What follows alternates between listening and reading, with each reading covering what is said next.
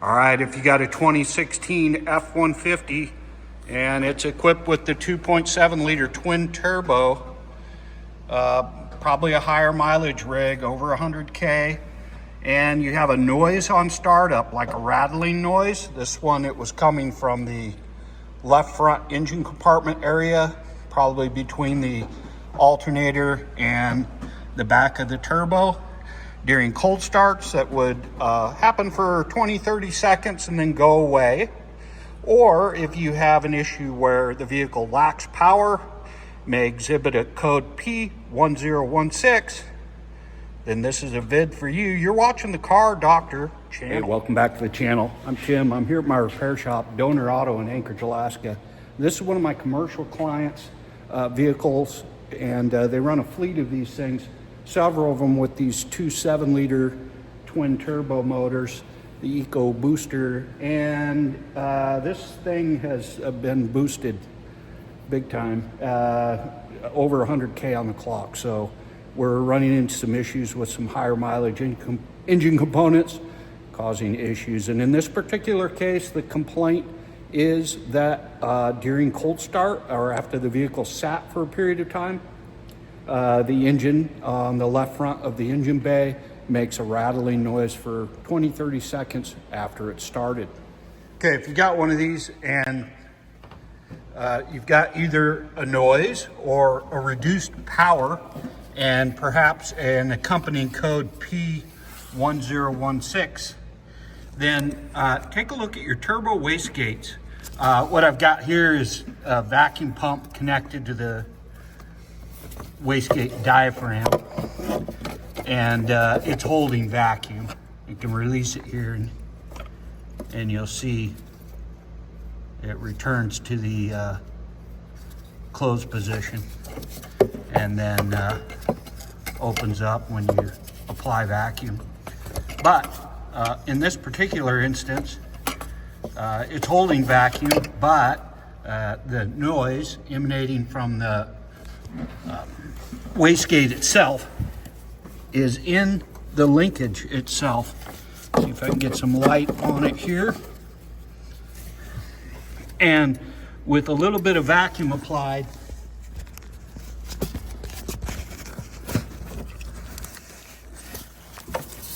you can see the amount of play in the diaphragm. And listen,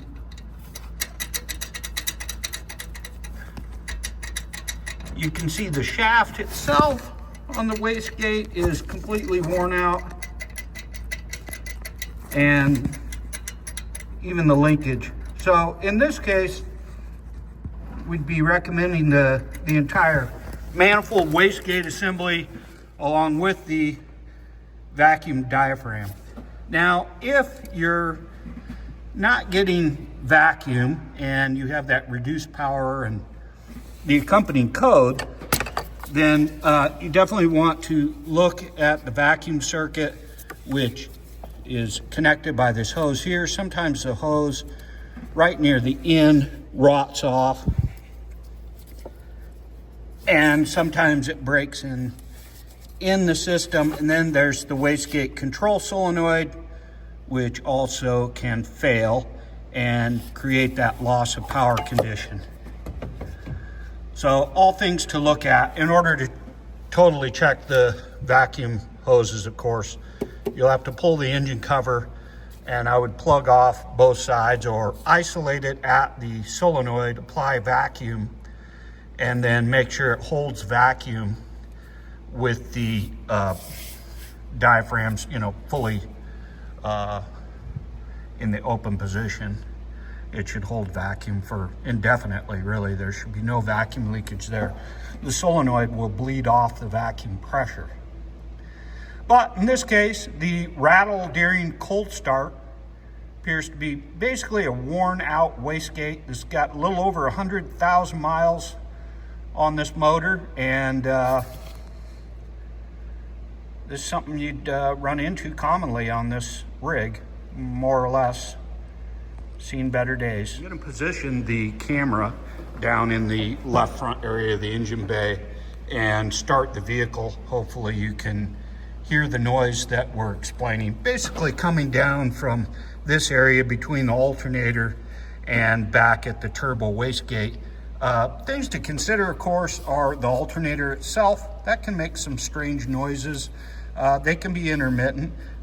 It does have a clutch on the end of the alternator pulley. Probably can't really see it well here, but not a typical thing that's going to drive people to your shop for a complaint of engine noise. So we tend to go towards the turbo assembly itself, the turbo wastegate, and the wastegate controls. The wastegate is controlled by a vacuum solenoid mounted on top of the engine over here, supplied with vacuum and switched to energize the wastegate diaphragms on either side at particular times. So with improper operation, of course, you can have a reduced power. It's like a clogged exhaust, basically. And these motors, being gutless to begin with, don't work well without being turboed. So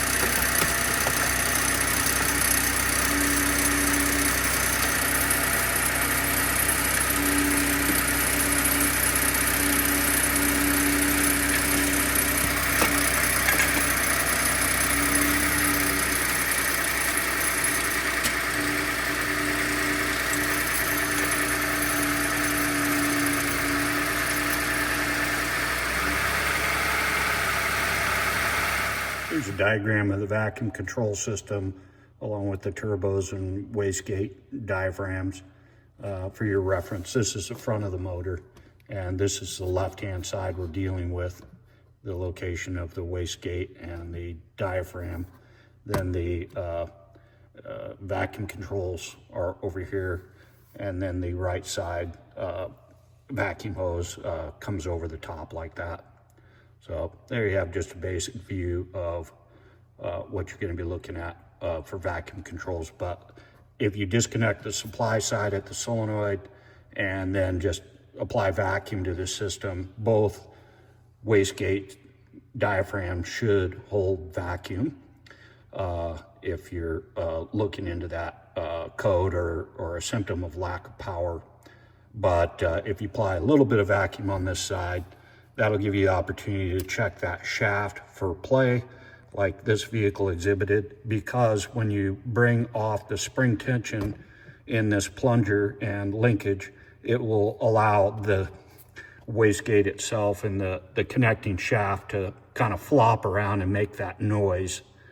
That's what was going on there. And in order to check it, it's just easier by applying a little bit of vacuum and then checking for play down there. What a beautiful motor. I wish I had one. In this case, customers declined to make repairs at this point. We're going to just keep it on the road until it presents a major performance issue, more than likely, and then address it at that point. But it's going to need the manifold and wastegate, if not the turbo at the same time. But anyway, we'll keep you posted if something comes up in the future. I do appreciate you watching. I hope this video has been helpful. Have a good one. Bye-bye.